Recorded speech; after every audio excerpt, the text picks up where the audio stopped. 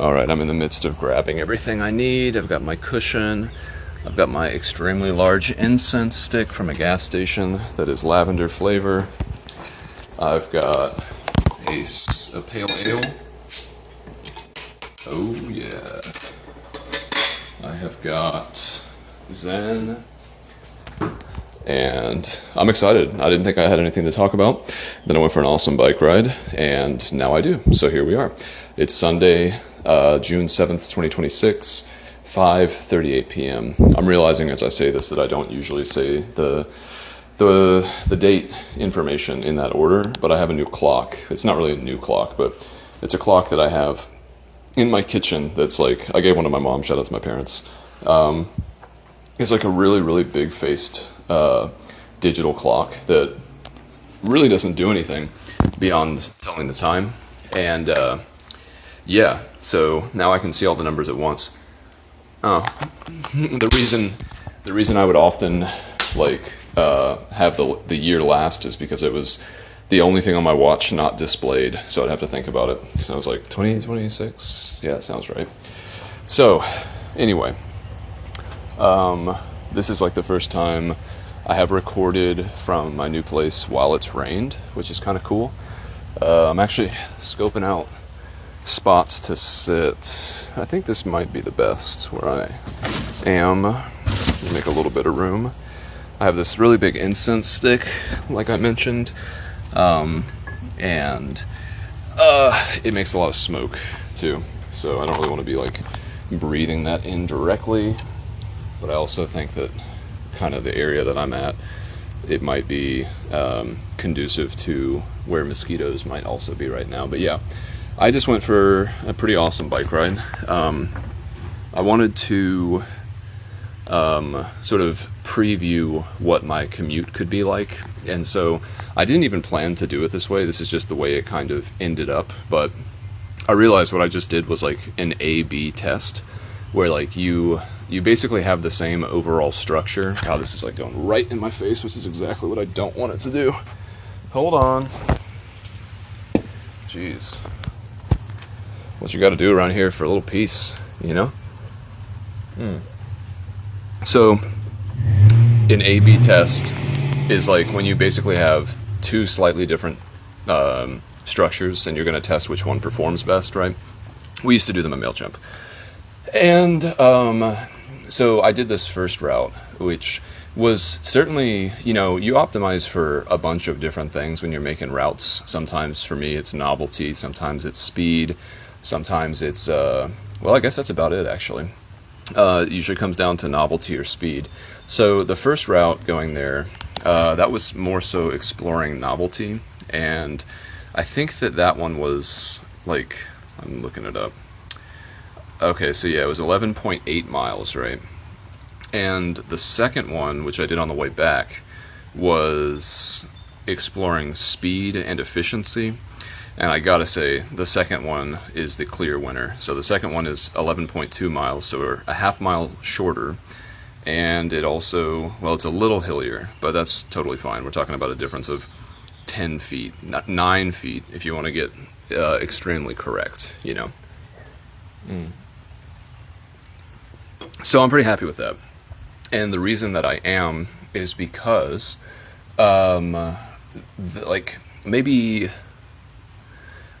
nearly, it's hard to say. I could map it out tomorrow for sure, but let's just say for easy numbers, like 60% of the route that I take from this house to get to the 60% mark, I used to do that all the time when I lived in Sandy Springs. Like, basically, go all the way up to Peachtree Street, going on a bunch of, like, trails, including the Beltline and the Path 400, and then jump on Piedmont from Peachtree, and then take Piedmont over to Roswell Road. Ooh, I may not be exactly... Is that right? No, I guess I get on Piedmont. In any case, it doesn't matter. Wow, I'm surprised I even got that lost in the sauce.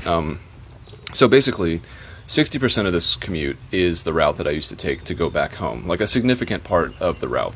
like maybe close to halfway or so back in the day. And then this additional part, which is me going all the way up Roswell Road, is a way that I went a couple of times when I was dating Joanna. It was like kind of a cool, easy way to get from Sandy Springs back down to Peachtree Street. Eventually I just ended up biking on 400 because I was like, this is stupid. Like, it takes so long to get to Sandy Springs, and if I jump on 400, I can be on the shoulder the whole time, and I can find interesting things, and I was never accosted for doing it. I would certainly consider... What is this noise? It sounds like there's like a bug in there or something. Dude, I guess that's just water. It sounded gross. Anyway, so this let's call it a 20% portion from the intersection of Piedmont and Roswell Road takes me all the way over to Wayuka. And then the new part, the only thing that's truly new that I don't typically do for any other route that I've ever done, is going on to West Wayuka Road from Peachtree, which is new. And then from there, it's like not even a mile to get to the office, which is really cool.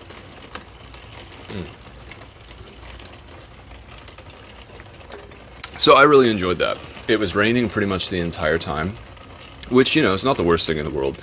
I'll get more into that, why it's not the worst thing in the world, here in a minute. But also, I met a woman who was out on the Beltline when I was doing the first route, going to work. And her name was Patricia, and she had her bike upside down on the Beltline. And it was starting to sprinkle a little bit, and if you're a cyclist, upside down bike is the universal SOS symbol for a bicyclist. And so I stopped because she looked like she might be, her bike looked brand new. So I was like, well, brand new bike and perhaps brand new rider, ? And so I stopped and I was like, hey, are you all good? Because my thought initially is like, maybe she's got a flat and I could probably fix that pretty easily. Didn't really want to do that if it was that involved, but thankfully that wasn't the case. And she was telling me that she had just gotten this bike from Academy Sports and the gears weren't shifting properly. And I was like, yeah, that makes sense if you just bought the bike. And I kind of gave her like a little bit of a rundown. I was like, when they're putting the bike together, especially if it's not necessarily from a bike shop, like they probably didn't do very meticulous bedding. Like they didn't do a lot of like actual testing of the components to make sure that if you rode it for a little while, they wouldn't kind of slip out of alignment, which is what bikes typically do, It's kind of funny. I'm looking at my own bike, which is currently sitting outside so that it can dry off a little bit. Because it wasn't raised in a barn. When you're building a brand new bike, I think 5% of that process right at the end, from 95% to 100% complete, like that all kind of takes place on the road. You really can't dial in your bike completely from the stand, because you have to put some actual torque and you have to put some load on the components to see how they fare when they're actually in real world conditions, And so I was telling her all this, and I was like, yeah, if your gears don't feel like they're shifting properly, I'm more than happy to jump on your bike and see if I can do anything about it, and then I'll tell you what I did. And so I did get on the bike, and it actually shifted perfectly fine, but it was a friction shifter. So, instead of my bike, which is called indexed gears, and you don't have to worry about this part, just ignore it, or ask ChatGPT to explain it like you're 4 or something like that. But a friction shifter basically is just that. It's like a shifter that works based on friction. So unlike my indexed gears, which go to a specific gear anytime I click them, friction, you can actually massage the derailleur into place so that you can find the gear almost independent of whether or not you have the correct amount of tension on your barrel adjusters, which would be the fine degrees of adjustment that you can do on your gears.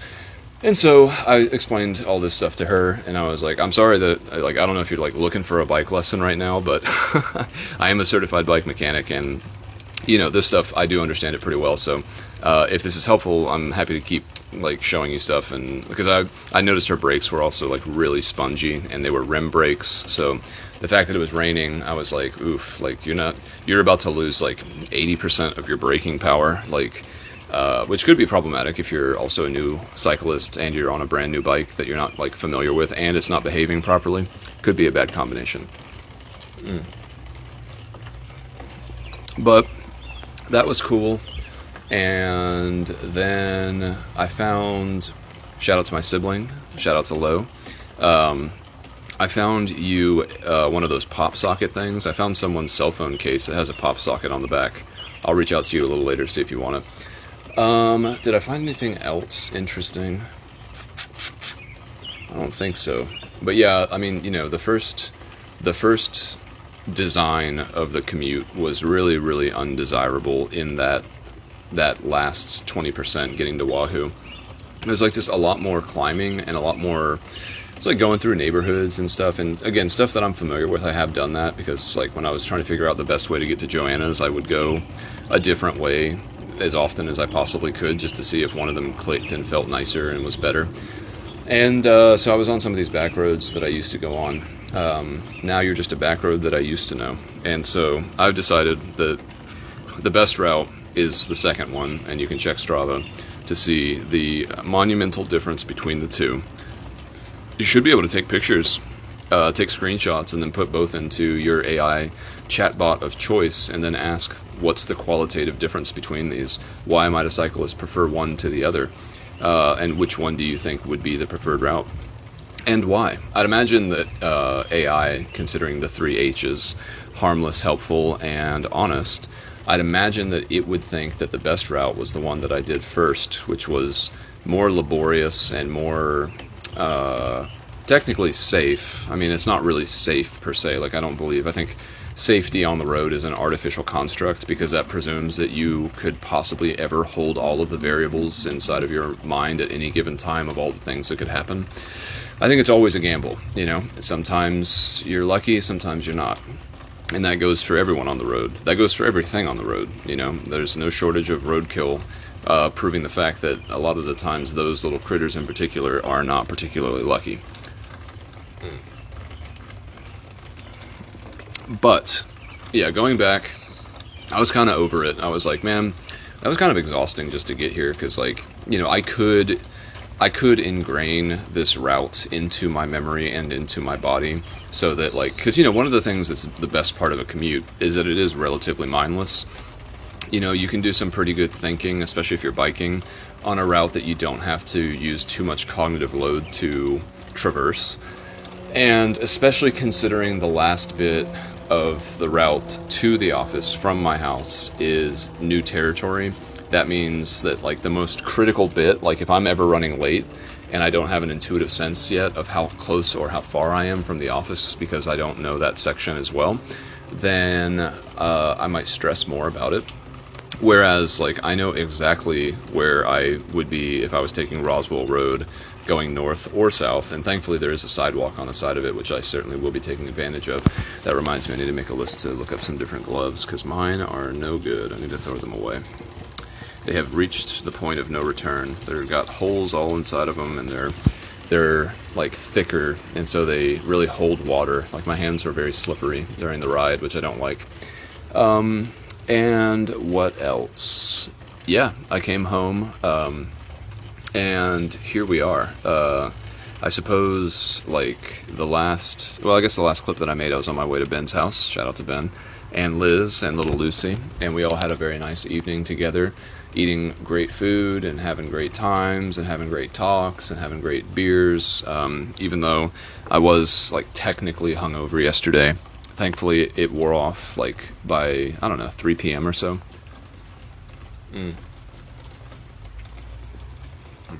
It certainly didn't make my bike ride any easier. Yesterday morning, that was a bit of a slog, but I knew, what it honestly feels like, because, there's a weird thing that happens. I mean, I've had headaches and gone biking quite a few times, and usually the interesting thing that happens, I don't know if this is particular with a hangover or just particular with a headache or both, who knows, but if you raise your blood pressure and raise your heart rate, it seems like the headache, basically, for lack of a better term, metabolizes more quickly than if you had been. Again, you have to walk, you have to force the horse, so you have to make the horse go walking if you want to make sure that it stays healthy. And honestly, when I finally got to Kudzu yesterday, I still had a headache, but I only had a headache when I was exercising, and it felt like it was like, honestly, if I think about visually what it felt like, it felt like pushing the headache up and out of my head just through like pure vibration and profusion of oxygenated blood, I suppose, you know? So anyway, yeah, it was a good time. And I woke up this morning at about 7:40 and had an awesome breakfast. Thank you, Ben. And thank you, Liz, for the hospitality. We hung out at their house until like 11:15 or so, and then I went over to my aunt's house. Shout out to my aunt and the Magic Kingdom. I was able to pick up a new desk that I'm quite happy with. I think it's a very, very nice addition to the general flow of my house, and then also like a much better place to work than where I was before, which was just on my bed platform. I have not found a chair yet, not a suitable chair, but I haven't really gone looking for one either. I think that Friday is trash day in this general neighborhood, so maybe this coming Thursday, if I don't have anything better to do, I'll go around the neighborhood and see if anyone's thrown out any chairs. I prefer it to be like a straight back chair or a no back chair. I don't like having if I have a back to a chair, I want it to be like real tight to my back, and if like I'd be happy with a stool too.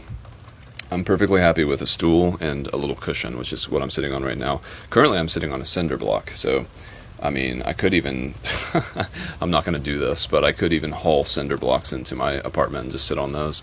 But, you know, that's I'm not that desperate, but that was a thought that I just had. So anyway, yeah, I got back to Atlanta after seeing the Magic family and getting that desk, and then kind of put my life back together because I had to figure out where I was going to put this new desk, and then also bring all my stuff back in from my car. So that was all good, and I released an episode of the podcast, and then in my mind I knew that I already wanted to do this particular bike ride because I was like, that's something I want to do. It's kind of like when I was practicing with my dad, shout out to my dad, with the U-Haul that I had rented that had the trailer on it. Like, I wanted to practice backing up with it and just like be able to feel what it's like when you immediately have the feedback of like whether you're doing something right or wrong, you know? And similarly with this Commute, I wanted to feel that it was right, and not have to worry about doing that tomorrow for the first time. And I'm glad because, you know, honestly, if I had done it tomorrow for the first time, I think I probably would have like done the first route, not the second one, because I would have thought that it would have been at least just as good, but I don't think that it was. I'm happy with what I did. So, yeah, that brings us to the current moment, which is a nice one. You know, I'm here pretty much done for the night. I mean, I have a couple of other chores that I need to do, but in terms of like going out, there's nothing else that I need, and there's nothing else that I have to do. So everything is basically contained here. I want to do laundry, take a shower, maybe cut my hair a little bit for the first day, you know what I'm saying? Make sure everything's spick and span.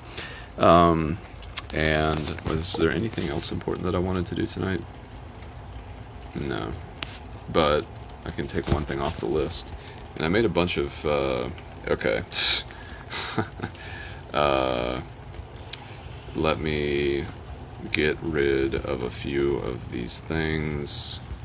You can let me delete it. Yes, thank you. Let's delete that one too, because I talked about that one already. And okay. It was supposed to make other notes. That's so dumb. Like, I told it to make a note about something that I was thinking about, and it asked me if it was like, okay, I'd be happy to make that note for you. Do you want me to go ahead and make that note? And I was like, yes. I was like, what a stupid question. Like, of course I want you to make the note. Like, if I could remember this stuff, I wouldn't even ask you, because I hate having to offload that much of my own cognition to something that has all of these issues with remembering what I'm trying to tell it to remember, you know? So it doesn't seem to have made the note. I remember there were two things about it. I have a couple other ones, thankfully, but I remember that one of them, I felt like I had a little bit of insight into myself about like why I am the way that I am and why I do what I do the way that I do it. Because, it's interesting, like by and large, like, the commute that I just experimented with, like a lot of it took place on the Beltline, right? And a lot of people were on the Beltline, even though the weather was a bit inclement, and there was a certain period where the crowd fell away, and it was when you're getting farther and farther, I guess, to the, let me think about this because I should be able to figure this out. I guess it's like the middle the Middle East. If you think about the Beltline, which is basically just a circle around Atlanta that's like 22 miles long, at the 3 o'clock position, that's about where the crowds die out because there's really not much of an established Beltline over there. And yeah, why am I talking about this?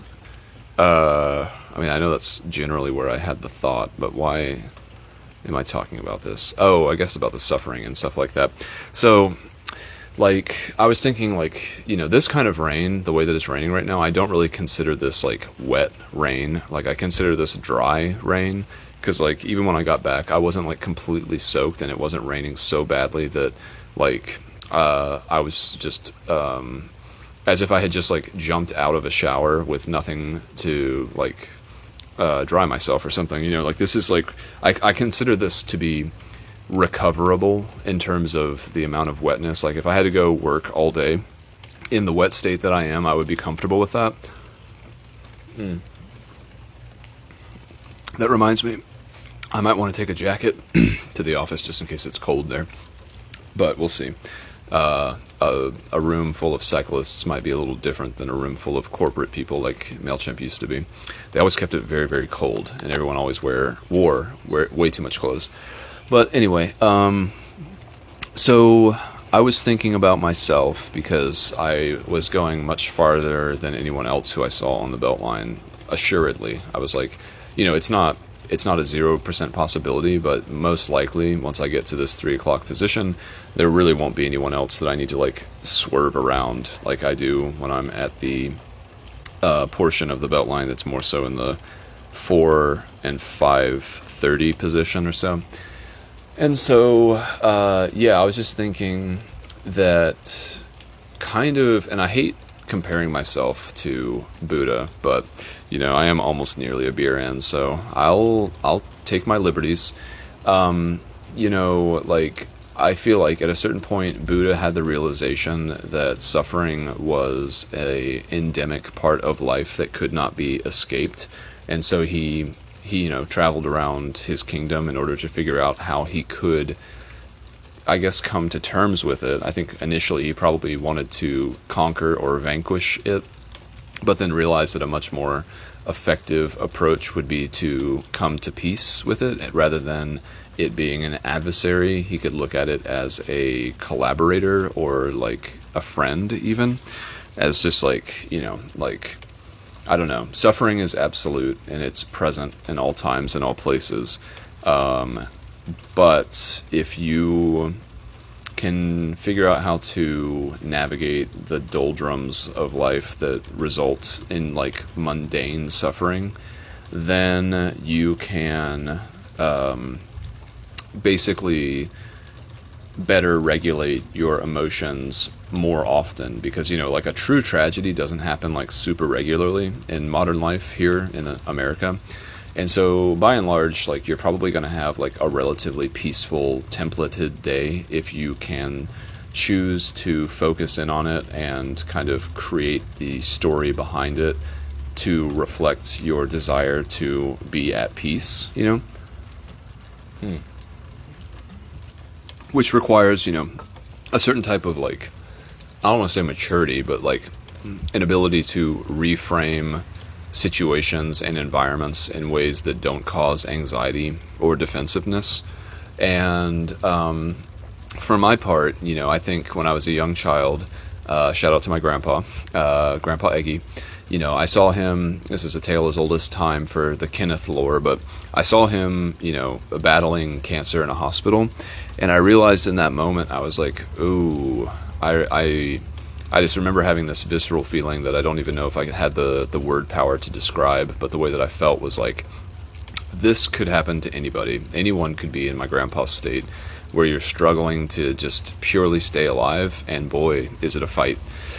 And so there's no reason that this won't happen to me, and I might be in the same hospital room in the future with the same thing that my grandpa has, and I might have to deal with whatever fortitude I have in order to combat that slide into despair. And so that has always been my baseline for like what remarkable suffering actually is, right? And so I think that over time untethered me from having a large, like, I think most people, and I'm speaking broadly, and I'm not trying to speak about any specific person, I just think that this is my worldview. It's part of my fundamental assumptions, which is another one of my notes, that like most people are governed by the perception that they hold of their standing in a social context, which is totally fine. I think that everything in evolution and biology has led us to have that as a very reasonable way of navigating life as for our species, as like an ultra social species that has really, I've talked about it a million times, but really taken the idea of communication to a very, very abstract place and level. Like, basically, I think, you're aware of what the social script is because you subscribe to it, and the idea of pushing against that script or like rebelling, pushing against, like, that is scary, especially if you're by yourself. And most people are never really by themselves. I'm not by myself, but a lot of the things that I developed as the core parts of who I am, such as like biking everywhere, it's a huge slap in the face to what is desirable and what is like standard practice, because like I said, I don't really care about getting wet like I just got. And I think that most people, if they were like out on a bike ride, it's possible that the bike ride could be ruined by the weather. And for me, it's actually very much so enhanced, at least at this level of rain. I think that your ability to withstand suffering is on a sliding scale, and there are good days and bad, but that's where like the concept of this too shall pass is very helpful, because it's like, even on those bad days, it's just like, well, I mean, it's probably going to be better tomorrow, especially if I try. And that's usually the thing that makes the difference, I'm already getting the feeling like I should get another beer. I feel like I've sold myself short. I mean, I'm still celebrating. I might do that. We'll see. But yeah, what else? So yeah, I don't know. I guess it's not as powerful of a realization as it was in the moment, but I was like, oh, like I understand my motivations like a little bit better, like 5% better maybe than I did before this ride, because I was like, okay, like I actually do be doing some stuff that is not common, and because of that, it requires an uncommon rationale in order to be at peace with that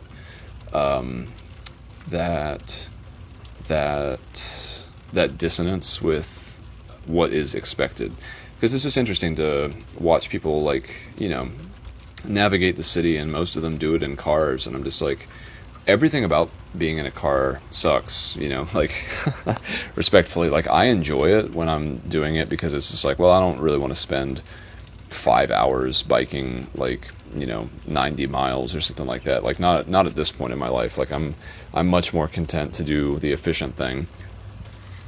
But by and large, like, if I'm choosing to be in my car, like it's because like somehow it's better than biking, which is a very high bar, But yeah, I think I need another beer.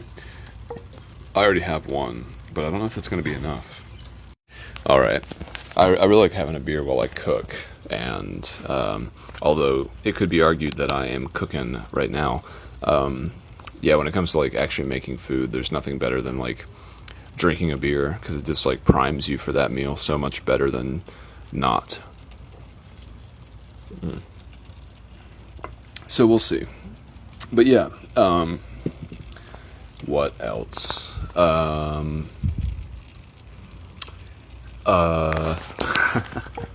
Let's see. Oh, well, yeah, I am very excited. Maybe this will be my last point. I don't know, fundamental assumptions. I was going to go over like all these things that I take as a given so that I can actually like bypass a bunch of like primitive, like the framework for reality. I guess I'm just talking about it.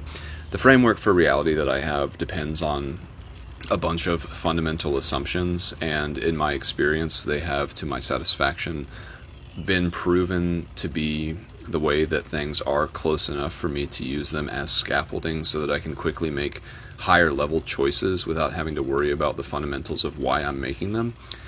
And so it's taken a lot of contemplation, but, you know, basically I believe that biology and evolution and physics are the foundation of everything that I am experiencing.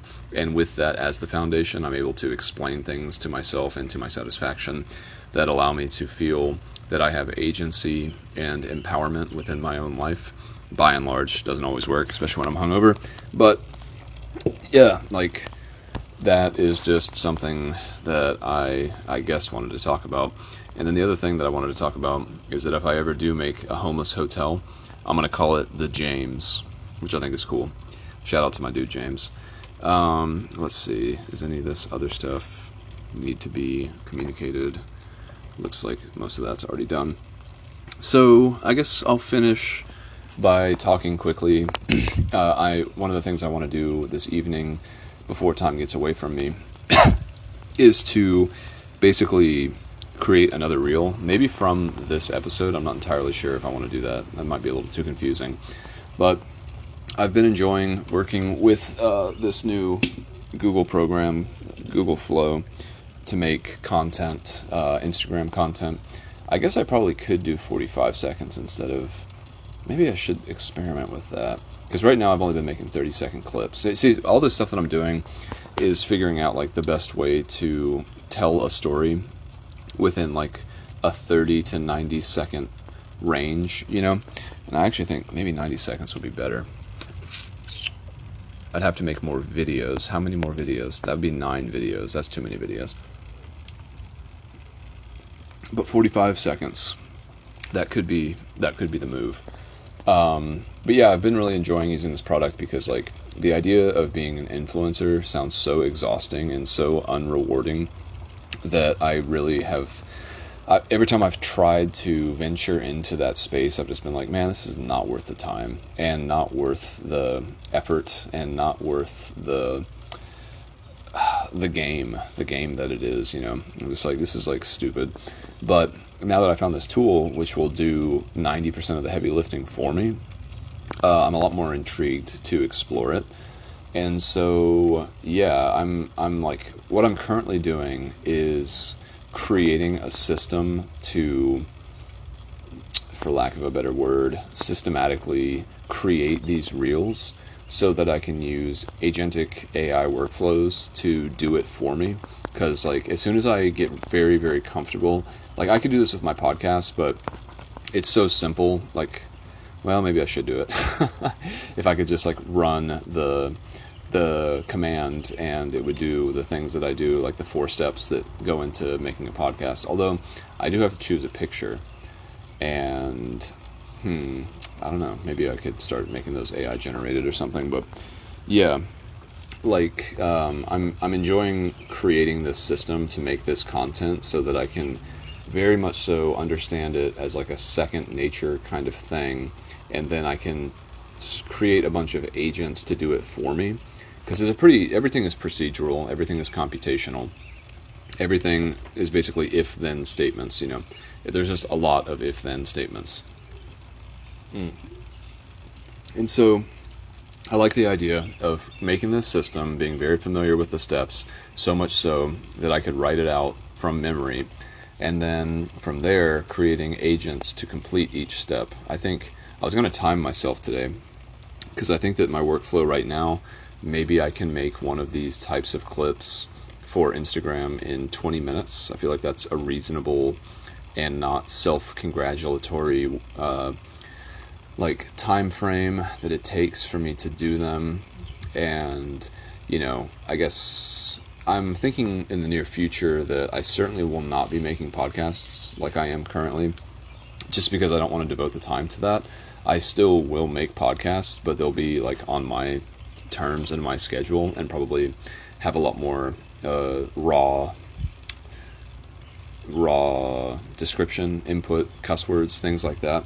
Stuff for me, stuff that I won't actually release. But I suppose with that being the case, I would push people towards Instagram, because that's where I'm going to start telling public stories beyond what I'm doing here. Like, this stuff is still the fundamental, like the whole workflow for these clips that I've been making is based on my transcripts. That's where the camera directions come from, that's where the content that I'm saying comes from. And I have like a master prompt too, which is a fun part of this content creation system that I'm creating. So I can, like, if any of the chats that I'm having with AI start to go wonky, what do they call it?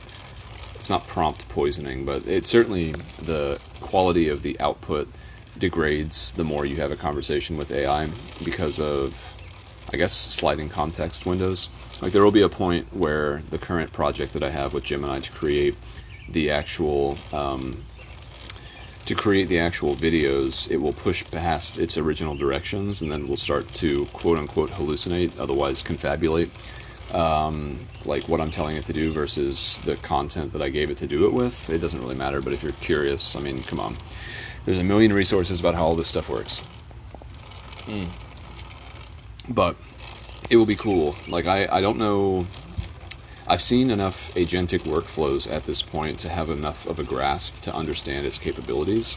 And basically, I could set up something, and I will, to create my Instagram content for me while I sleep. Because, like, my whole thought is that I want to create an entire series based on the bike ride that I did which reminds me, that's another note I need to write down. I need to save my original reels. Save reels. Okay. But yeah, if I actually do endeavor to make one of these for every single episode that I ever made for the Book of Moron as a podcast, I would basically have a feature-length film of the entire experience. I don't know if it would be watchable, but it would be something that could be interesting to see, like an entire, like, I don't even know how many days I was out on the trip, but yeah, like, it would be really cool to do, and that's my plan to do it. So I'm going to start tonight. I do want to try experimenting with 45-second clips. 30 seconds is a little too compressed, I think. And I think 45 seconds might be the sweet spot. Well, let's see. What is the average length of a TikTok video? What is the average length of a TikTok video? Let's see. This will give me a good baseline of what I should be aiming for. 50 seconds. Okay. Yeah, so 45 sounds good. That makes sense. I'll err on the side of less is more. So, I've got my marching orders, and it's 6:20, so it's time to go. Shout out to my parents. Love you. Bye.